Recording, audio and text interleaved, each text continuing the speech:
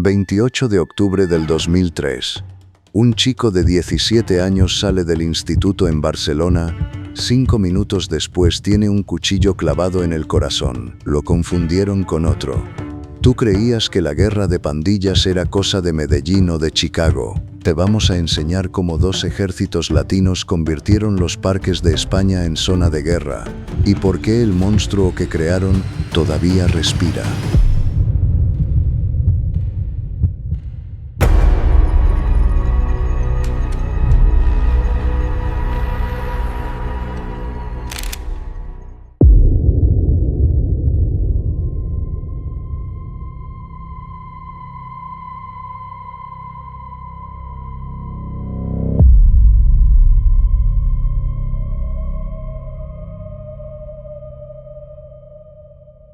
Cinco adolescentes lo rodean en plena vía pública. Ninguno le pregunta cómo se llama, solo lo miran, lo miden y le abren el pecho con una puñalada. Te vamos a meter dentro del crimen que obligó a España entera a admitir lo que llevaba 3 años fingiendo no ver, y dentro del expediente que la policía guardaba bajo llave mientras los parques de Madrid y Barcelona se llenaban de coronas pintadas con aerosol.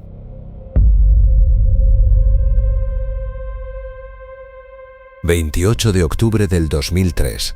Barcelona, Distrito de Les Corts. Ronnie Tapias, 17 años, ciudadano colombiano, sale del instituto a las 5:30 de la tarde. Camina 8 minutos hacia su casa. No alcanza a llegar. 5 jóvenes lo interceptan en plena calle, lo arrinconan y le asestan una puñalada limpia en el corazón. Ronnie se desploma en la acera.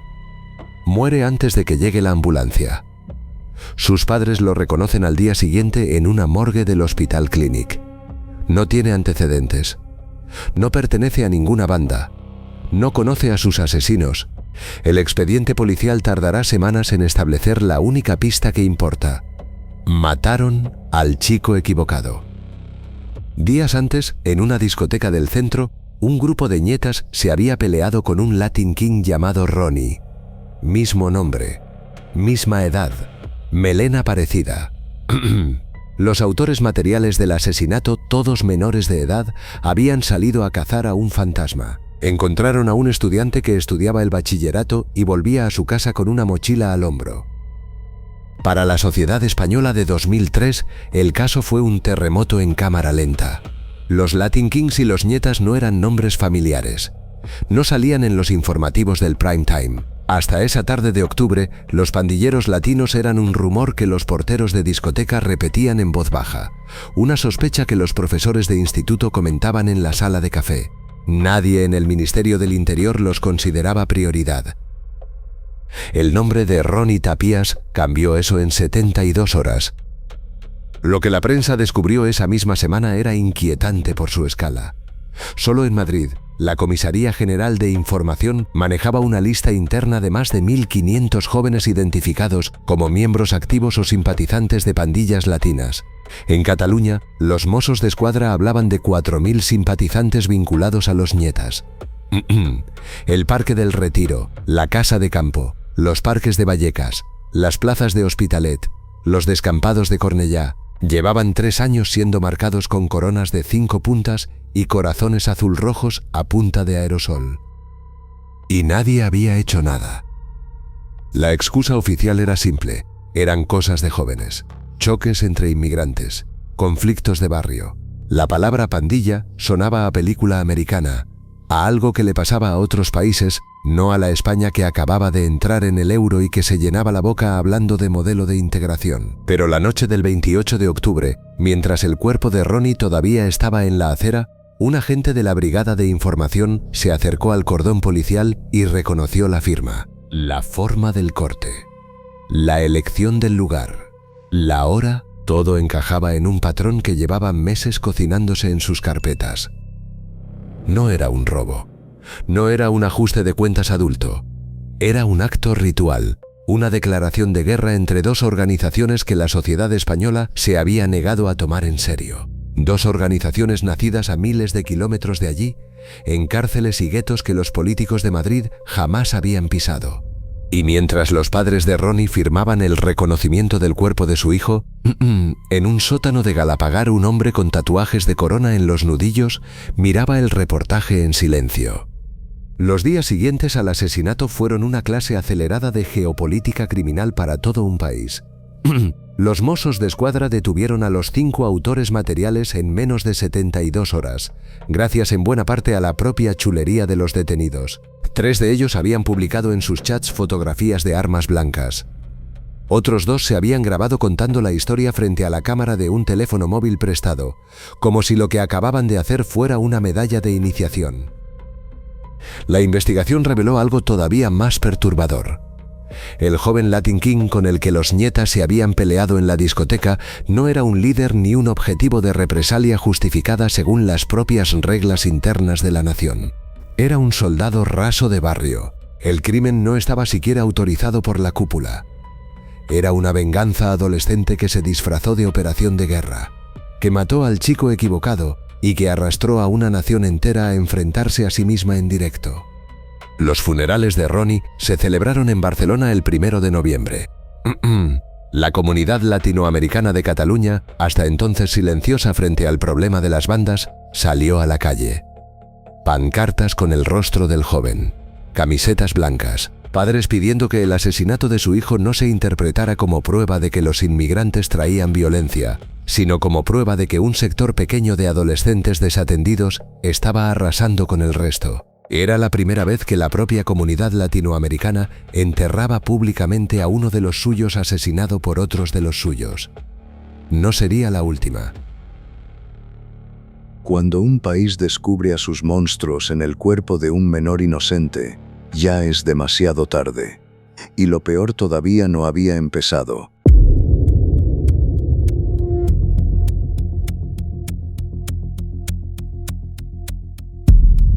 Imagínate tener 14 años. Tu madre te llama desde un país que no conoces. Llevas 6 años sin verla.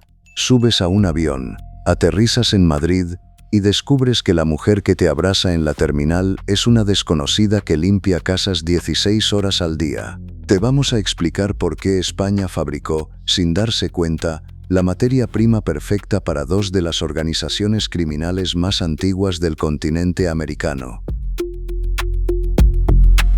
Chicago, 1954. Un grupo de adolescentes puertorriqueños del barrio de Humboldt Park se une para defenderse de las pandillas blancas y negras que les pegan a la salida de la escuela. Se llaman a sí mismos los Latin Kings. Como símbolo toman una corona de 5 puntas. Cada punta representa un valor: respeto, honestidad, unidad, conocimiento y amor. En 20 años, esa pandilla escolar se habrá convertido en una de las organizaciones criminales más ricas y violentas de Estados Unidos. Río Piedras, Puerto Rico, 1979. Dentro de la prisión más dura de la isla, un preso llamado Carlos Torres Iriarte funda una asociación para defender a los reclusos comunes de los abusos de los presos políticos y de los guardias. La bautiza Asociación Pro Derechos del Confinado. El nombre callejero que la historia recordará es más corto: Nietas. Sus símbolos serán los colores de la bandera puertorriqueña y un código de fraternidad que solo se entiende detrás de los barrotes. 2 organizaciones, 2 décadas, 2 orígenes completamente distintos. Lo que ninguna de ellas sabe en aquel momento es que 30 años después, sus disputas seguirán latiendo en otro continente, en idioma español, sobre el cemento mojado de los parques madrileños. La conexión es la inmigración. A finales de los años 90, Ecuador entra en una crisis económica brutal. El sucre se desploma. La dolarización destruye el ahorro de la clase trabajadora. Más de 1 millón de ecuatorianos salen del país en menos de 5 años. El destino preferido tiene un nombre claro: España. Los adultos llegan primero. Mujeres jóvenes para limpiar pisos, hombres jóvenes para la obra. Dejan atrás algo doloroso: a sus hijos. Niños de 6, 8, 10 años que se quedan con las abuelas en Guayaquil, en Quito, en Santo Domingo, esperando un reencuentro que tardará en llegar. Ese reencuentro se produce entre 2000 y 2005. Y llega tarde. Los niños que salieron de Ecuador con 10 años aterrizan en Madrid con 15. Lo que encuentran al bajar del avión no es a sus padres tal y como los recordaban. Es a dos desconocidos cansados que viven en un piso compartido con otras 3 familias que salen de casa a las 6 de la mañana y vuelven a las 11 de la noche. Los criminólogos lo llamaron la generación 1.5. Ni inmigrantes adultos ni hijos de inmigrantes nacidos en España. Adolescentes en tierra de nadie. Su español no es el español de Madrid. Su acento los marca en el colegio. Su ropa los marca en la calle. Y sus padres, agotados por jornadas inhumanas, no tienen tiempo de mirarlos a los ojos. El vacío parental se llenó solo. Lo llenaron los hermanos mayores de la comunidad, los chicos que ya llevaban 2 años en el barrio, los que conocían la forma de defenderse del racismo en el patio del instituto, los que repartían respeto a cambio de obediencia. El primero en moverse con planificación fue un hombre llamado Eric Javier Velastegui Jara. Ecuatoriano, 30 y pocos años. Tatuajes de corona en los nudillos. En su Ecuador natal había sido coronado como dirigente de los Latin Kings por la cúpula histórica de Chicago. Llegó a Madrid con una misión clara: plantar bandera. En el 2000 fundó en Galapagar, en la sierra madrileña, la llamada Sagrada Tribu América Spain, la filial española de la Nación Dorada. No buscaba delincuentes profesionales, buscaba huérfanos emocionales, chicos sin padre presente, sin hermanos mayores, sin grupo de amigos consolidado. La nación les ofrecía lo que la sociedad española no les daba: un nombre, una bandera, una familia y todo el respeto que pudieran defender con los puños. La respuesta de los nietas no tardó. Los pandilleros puertorriqueños y dominicanos que ya habían convivido con Latin Kings en las cárceles de Nueva York sabían perfectamente lo que estaba pasando. Si los Kings plantaban bandera en Madrid, los nietas plantaban bandera enfrente. Así había sido durante 20 años en las prisiones del Caribe. Así sería en Vallecas, en Tetuán, en Hospitalet de Llobregat. Para mediados de 2002, el mapa estaba pintado. Los parques de la línea 10 de metro pertenecían a los Latin Kings. Los parques de la zona sur de Madrid y los del Eixample barcelonés pertenecían a los nietas. Las discotecas latinas se repartían el territorio como tableros de ajedrez. Los porteros sabían a qué chico dejar entrar y a cuál negarle la puerta. Y los padres, ocupados en sobrevivir, no se enteraron de nada. Lo que la sociedad española tampoco entendía es que estas bandas no operaban a base de improvisación. Llegaban con manual, llegaban con jerarquía probada, llegaban con 5 décadas de experiencia acumulada en prisiones, en guetos y en barrios obreros de 3 continentes distintos. España, frente a esa maquinaria, era un terreno virgen, un país sin manual, sin antecedentes, sin protocolos policiales específicos y, sobre todo, un país que prefirió mirar hacia otro lado mientras la maquinaria se instalaba en silencio.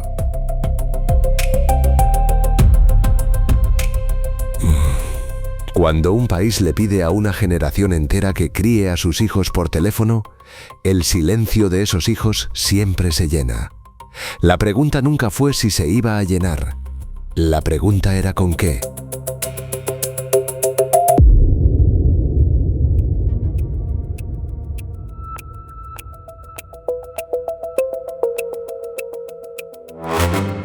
Un sótano cualquiera en Vallecas. 30 chicos en círculo. Uno de ellos está atado de brazos contra una pared. No traicionó a nadie. Solo se atrasó 2 semanas con la cuota. Te vamos a meter dentro del manual secreto que estos chicos memorizaban como una Biblia, del sistema que convirtió a un grupo de adolescentes desarraigados en una red criminal con jerarquía militar, cuentas corrientes y rituales que dejan cicatrices para toda la vida. Para entender cómo funcionaba la nación, hay que entender un documento. Los Latin Kings lo llaman simplemente la literatura. Es un manifiesto de varios cientos de páginas escrito originalmente en inglés, traducido y adaptado en Ecuador y reescrito a mano por los líderes españoles a partir del año 2000. Cada miembro de la nación está obligado a memorizar fragmentos enteros. El que no recita correctamente recibe castigo físico. La literatura no es un código mafioso al uso. No habla solo de cómo matar o cómo traficar. Habla de cosmovisión. Define al rey como un ser superior que atraviesa 3 etapas de evolución. La etapa primitiva es la del joven impulsivo. El que pelea, consume drogas y quiere demostrar que es grande y malo. Es la fase más violenta, la que llena los hospitales y las comisarías. Después llega la etapa conservadora. El miembro se cansa de la sangre, busca empleo, forma familia. Sigue siendo rey, pero ya no pelea. Su rol ahora es financiar y proteger a los que están en la primera etapa. Por eso muchos miembros adultos de los Latin Kings en Madrid trabajaban en construcción, en hostelería, en logística. Eran ciudadanos modelo de día, recaudadores de la nación de noche. La tercera etapa es la más peligrosa. La literatura la llama la etapa del nuevo rey. El miembro entiende que la verdadera revolución es la revolución de la mente, que el enemigo no es el sistema español, sino lo que la literatura denomina el sistema antirrey. En este punto, la voluntad del individuo se funde con la voluntad de la nación. El rey ya no piensa por sí mismo. El rey es la corona. Sobre ese cimiento ideológico se construyó una estructura militar precisa. El líder de cada capítulo se llamaba Inca. Tomaba las decisiones de vida o muerte. Bajo él, el real o cacique coordinaba las operaciones de calle. El enforcer era el responsable de la disciplina interna, quien aplicaba los castigos físicos a los miembros que rompían las normas. El tesorero gestionaba la caja.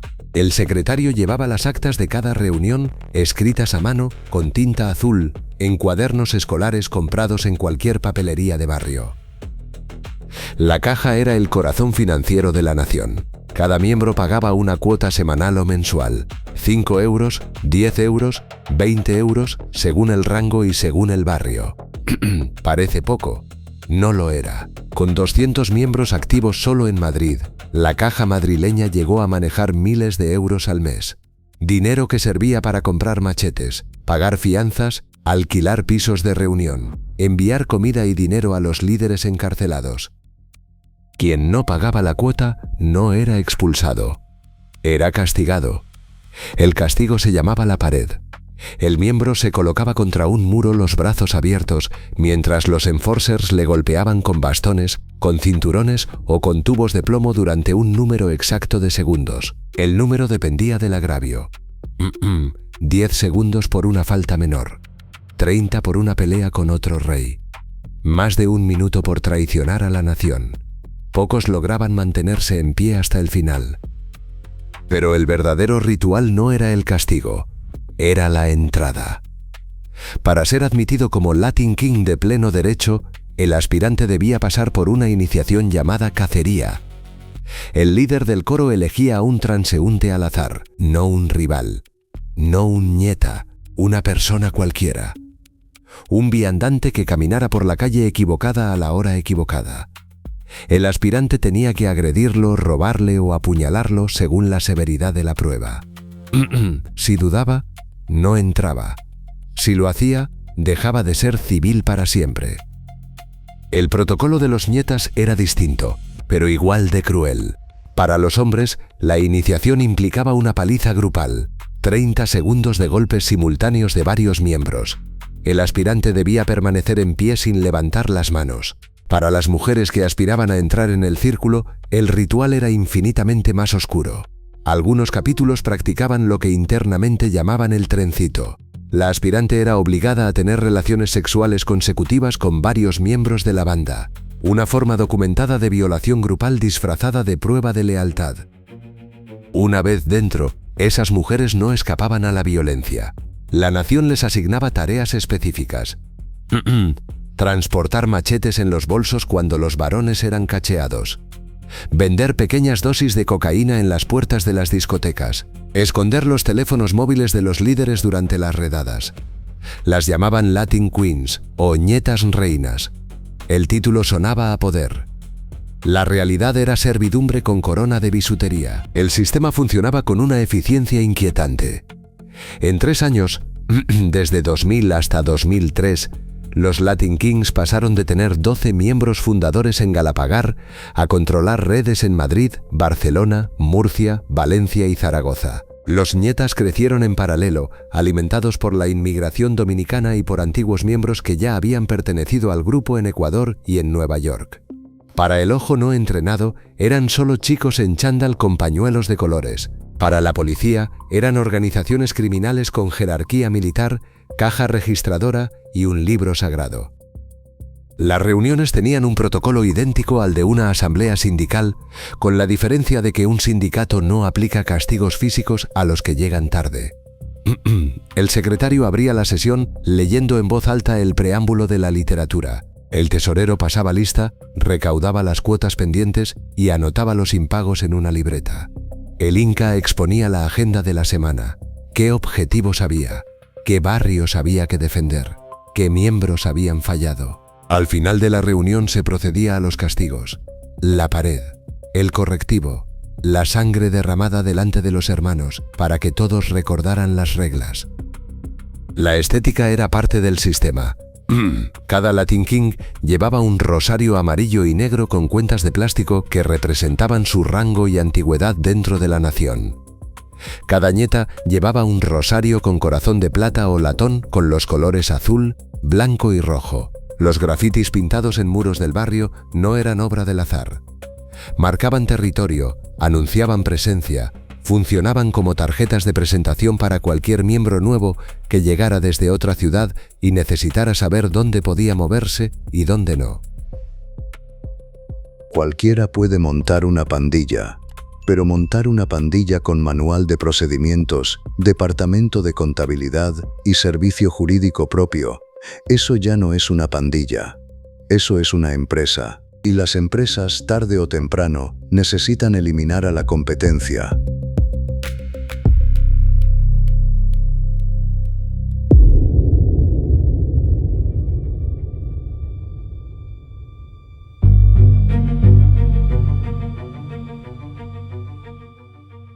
Un funcionario público con corbata firma un documento. Acaba de dar personalidad jurídica a una pandilla. En esa misma semana, a 400 kilómetros de distancia, otro funcionario público firma una orden de disolución contra la misma organización. Te vamos a contar cómo el Estado español se rompió por dentro tratando de decidir si las pandillas latinas eran un cáncer que extirpar o un síntoma que medicar. Y mientras los dos modelos se peleaban en los despachos, los muertos seguían apilándose. Después del caso Ronnie Tapias, el reloj empezó a correr. La ciudadanía exigía respuestas, la prensa publicaba reportajes diarios, y dentro de las administraciones públicas, una pregunta empezó a partir aguas. ¿Qué hacer con estos chicos? Madrid eligió la línea dura. La comunidad y el ayuntamiento descartaron cualquier diálogo. No iban a sentarse a hablar con organizaciones que apuñalaban a menores en plena calle. La Fiscalía abrió expedientes contra las cúpulas, la Brigada de Información destacó agentes en exclusiva al seguimiento de Latin Kings y ñetas. El objetivo era judicial, conseguir que un tribunal declarara a estas organizaciones como asociaciones ilícitas y a partir de ahí, encarcelar a sus líderes por el simple hecho de pertenecer. Barcelona eligió otro camino. Allí, un grupo de antropólogos y trabajadores sociales, encabezado por el académico Carles Fexa, defendió una tesis distinta. Los Latin Kings, decían, no eran solo criminales, eran también una identidad cultural. Si se les reconocía esa identidad por la vía legal, si se les permitía reunirse como asociación cultural registrada, la mayor parte de los chicos abandonaría la deriva violenta. El razonamiento era arriesgado, el alcalde de Barcelona lo aceptó. En agosto de 2006, el Ayuntamiento de Barcelona inscribió en el registro de asociaciones culturales a la Organización Cultural de Reyes y Reinas Latinos de Cataluña. En la práctica, la rama catalana de los Latin Kings tenía una entidad jurídica reconocida por el Estado. Podía alquilar locales, organizar eventos, recibir subvenciones y, según sus críticos, podía celebrar reuniones de planificación criminal con cobertura administrativa. El experimento dividió a España. Para algunos sociólogos era una intervención valiente. Para muchos policías era una rendición disfrazada. La frontera entre asociación cultural y tapadera operativa quedaba en manos de la honestidad personal de los líderes, y los líderes no tenían fama de honestos. Mientras los dos modelos chocaban en los despachos, la violencia no descansaba. Junio de 2004. 10 miembros destacados de los Latin Kings son arrestados en Barcelona. Noviembre de 2004. Madrid. Jesús Rafael Amaya Arias, un Latin King colombiano, cae en una pelea multitudinaria con nietas en un parque del distrito de Carabanchel. Muere por las heridas en el hospital. Una semana después, 2 nietas son apuñalados como represalia en Vallecas. La sucesión de hechos delictivos llevó a una operación masiva. Junio de 2006, la Guardia Civil bautiza el operativo como Operación Pañuelo. El nombre alude al pañuelo amarillo y negro que los Latin Kings llevaban anudado en el bolsillo trasero del pantalón. Decenas de detenciones simultáneas en Galapagar, en Collado Villalba, en Aranjuez. Por primera vez, el Estado español pone nombre y rostro a los incas, a los caciques, a los enforcers que llevaban 6 años operando en la sombra. En Madrid, la presión policial siguió ramificándose en investigaciones paralelas. Operación Reino, Operación Tridente. Cada una de ellas desvelaba la profundidad de la infiltración pandillera en barrios concretos. Y cada una de ellas chocaba con un problema. La mayoría de los detenidos eran menores. Y la ley del menor española, diseñada para reformar delincuentes juveniles, no estaba pensada para condenar a soldados de organizaciones criminales transnacionales. El propio caso Ronnie Tapias había abierto esa herida. Los autores materiales del asesinato fueron condenados a 8 años de internamiento en centros de menores. La familia de Ronnie consideró la pena insuficiente. La sociedad española se preguntó si tenía sentido juzgar como adolescentes en crisis a chicos que habían pasado por la literatura, que habían cobrado cuotas, que habían recibido órdenes directas de un líder adulto con vinculación internacional. Y en medio del laberinto judicial, el nombre de Eric Javier Belastegui seguía apareciendo en cada expediente. El Padrino, el fundador de la sagrada tribu América Spain. Belastegui ya estaba en prisión desde 2003, condenado por un delito de violación cometido antes de la guerra abierta con los nietas. Pero su nombre seguía pesando. Las cartas que escribía a sus subordinados eran interceptadas por funcionarios de prisiones. Las visitas que recibía eran filmadas. Cada palabra suya, aunque pareciera inocente, desencadenaba reacciones inmediatas en los parques de Madrid. El sistema penitenciario español no estaba preparado para gestionar a un líder así. No había protocolo. No había aislamiento específico. El Padrino, encerrado en una celda, seguía mandando como si caminara libre por la sierra madrileña. Y mientras tanto, sus soldados de fuera seguían cobrando cuotas, aplicando castigos contra la pared y reclutando a la nueva generación de reyes. La grieta no era solo entre Madrid y Barcelona. La grieta era entre un Estado que aún se creía adulto frente a niños perdidos y una organización que llevaba 50 años perfeccionando la captación de niños perdidos. La asimetría era brutal. Cuando 2 administraciones del mismo país aplican leyes contrarias contra el mismo enemigo, el enemigo solo tiene que esperar. Esperar a que la burocracia se canse antes que él, y la burocracia siempre se cansa primero.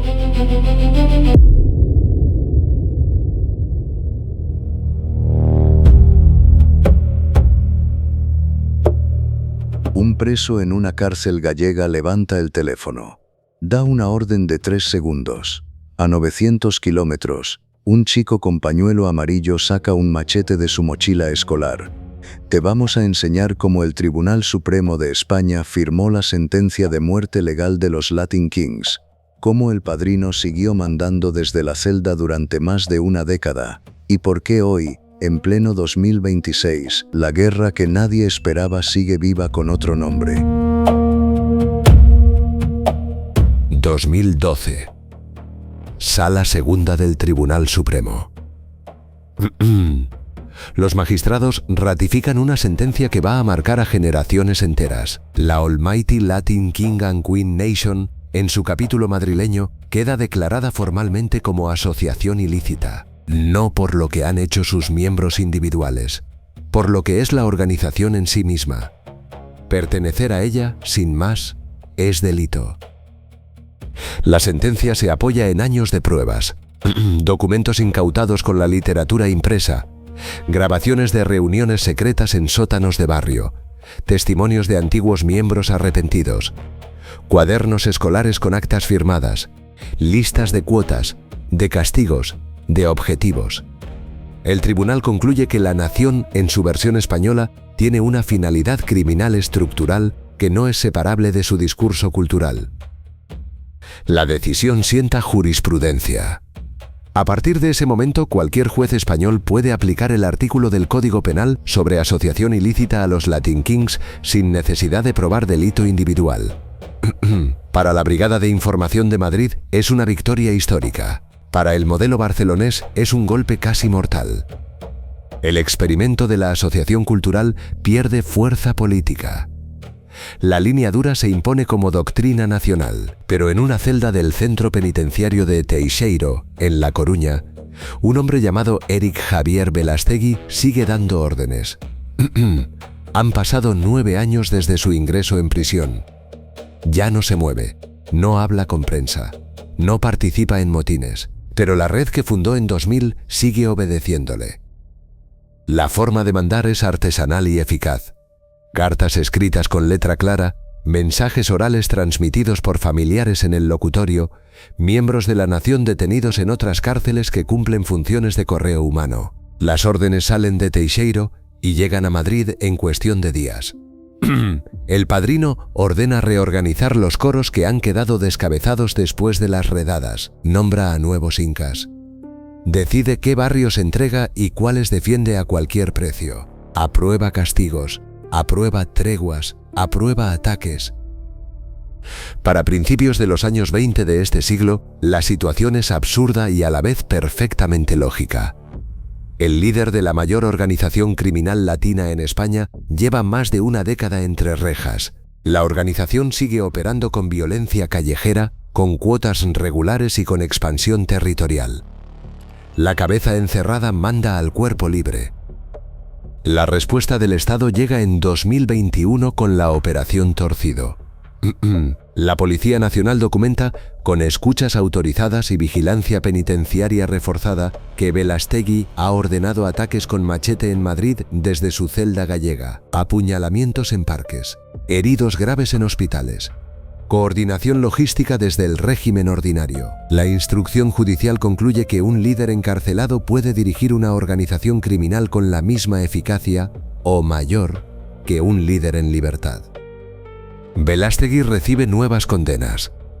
Su régimen penitenciario se endurece, pero el daño ya está hecho. Una generación entera de adolescentes latinos en Madrid ha crecido escuchando su nombre como leyenda, el padrino que mandaba desde la cárcel, el hombre que no se quebró. El modelo a imitar. Y mientras los Latin Kings sufren golpes, otros nombres llenan el vacío. Los trinitarios, de origen dominicano, irrumpen en Madrid con un nivel de violencia que los Latin Kings nunca llegaron a usar de manera sistemática. Machetes de 40 centímetros, ataques en grupo a plena luz del día. Castigos internos documentados de hasta 844 golpes con palo a un solo miembro que había roto la disciplina del grupo. A los trinitarios se suman los Dominican Don't Play, también dominicanos, aún más jóvenes, aún más imprevisibles. Funcionan en coros con autonomía total, sin la jerarquía piramidal que volvió a los Latin Kings vulnerables a la decapitación judicial. Donde antes había una corona y un inca, ahora hay decenas de células sin centro identificable. La descentralización es la nueva forma de supervivencia. Para mediados de la década, el paisaje urbano de Madrid se llena de un código numérico que sustituye al lenguaje hablado. El 27 por radio o por mensaje avisa de armas de fuego en el lugar. El 39 es un grito de auxilio por un compañero herido. El 66 es el anuncio de un homicidio consumado.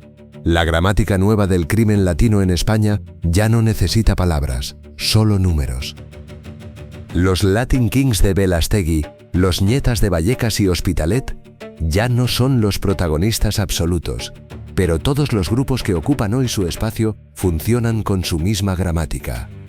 Jerarquía, cuotas, iniciación violenta, ocupación de parques como territorio, castigo físico para asegurar el silencio. El ADN está intacto. Cuando un sistema judicial derrota a una pandilla, no derrota al fenómeno que la creó, solo libera el nicho. Y los nichos en las grietas sociales nunca quedan vacíos durante mucho tiempo.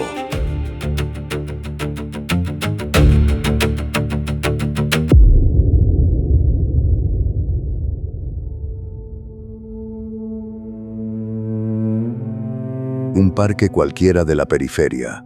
Un viernes por la tarde, 3 chicos de 14 años con sudaderas idénticas, saludando a otro grupo con las manos formando una corona invisible.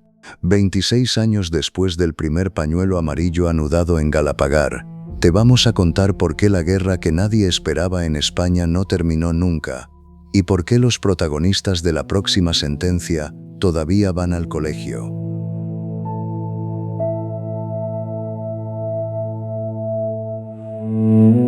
El expediente de la guerra entre Latin Kings y Nietas en España no se cierra con una sentencia judicial. Se cierra con una constatación incómoda. El fenómeno que provocó la guerra sigue intacto. Las grietas sociales que permitieron su nacimiento no se han reparado, solo se han renombrado. La generación 1.5 que llegó a España en los primeros 2000 hoy es adulta. Muchos de aquellos chicos se reinsertaron, formaron familias, trabajan en sectores formales, pagan impuestos. La mayoría nunca tocó un machete. La mayoría nunca quiso entrar en una nación. Pero detrás de ellos llegaron las generaciones 2.0 y 3.0. Hijos de aquellos primeros migrantes, nacidos ya en España, educados en escuelas públicas españolas, y sin embargo, igualmente vulnerables al mismo discurso de identidad herida que captó a sus padres 20 años atrás. Los datos del Ministerio del Interior y de los Mossos d'Esquadra confirman la tendencia. La edad media de los detenidos por pertenencia a banda baja cada año. Hoy hay condenados con 14 y 15 años cumpliendo medidas en centros de menores por delitos que en 2003 correspondían a chicos de 18 o 20. La pandilla se está rejuveneciendo y al rejuvenecerse se vuelve menos calculadora y más impredecible. Las redes sociales han acelerado todo el proceso. Lo que antes era un código oral transmitido en sótanos y patios, hoy circula por canales de mensajería privada y por publicaciones efímeras. Un chico puede declararse Latin King a través de un perfil sin haber pasado nunca por una ceremonia de coronación. Puede declararse nieta con un emoji y un color de pantalla. La pertenencia simbólica precede a la pertenencia real. Y muchas veces, la pertenencia simbólica es suficiente para morir o para matar. Lo que el caso Ronnie Tapias enseñó en 2003 sigue siendo cierto en 2026. No hace falta ser pandillero para morir por una pandilla. Basta con tener un nombre parecido, una melena parecida, una sudadera del color equivocado en la parada de autobús equivocada. Y mientras las administraciones siguen discutiendo si la solución es prevención o represión, si es trabajo social o cárcel, la organización original ha demostrado algo que ningún ministerio quiere admitir en público. El crimen organizado latino en España no es un cuerpo extraño importado desde Chicago o desde Puerto Rico. Es una respuesta autogenerada al desarraigo, al fracaso escolar, al vacío parental, a la jornada laboral inhumana de los padres trabajadores, al racismo cotidiano del aula, a la falta de espacios de ocio para adolescentes en barrios donde el alquiler ahoga a las familias. Los Latin Kings y los Nietas no inventaron esos problemas. Solo encontraron antes que nadie el modo de capitalizarlos.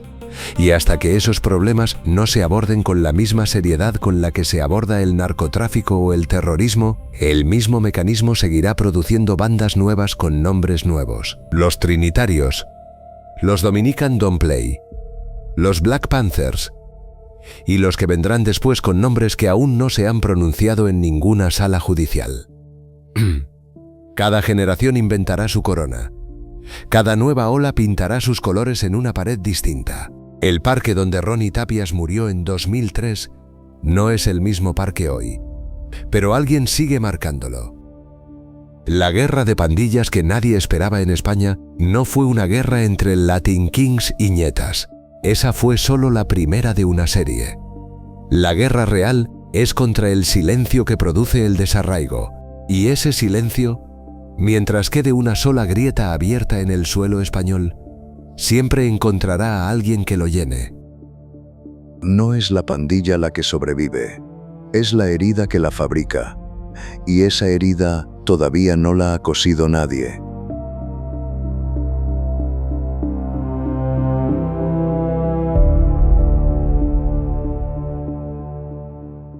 Reconstruir este nivel de información ha costado semanas de búsqueda en archivos judiciales, sentencias del Tribunal Supremo y operaciones policiales recién desclasificadas. Si quieres seguir bajando con nosotros a los sótanos donde el crimen aprende a hablar nuestro idioma, suscríbete y activa la campana.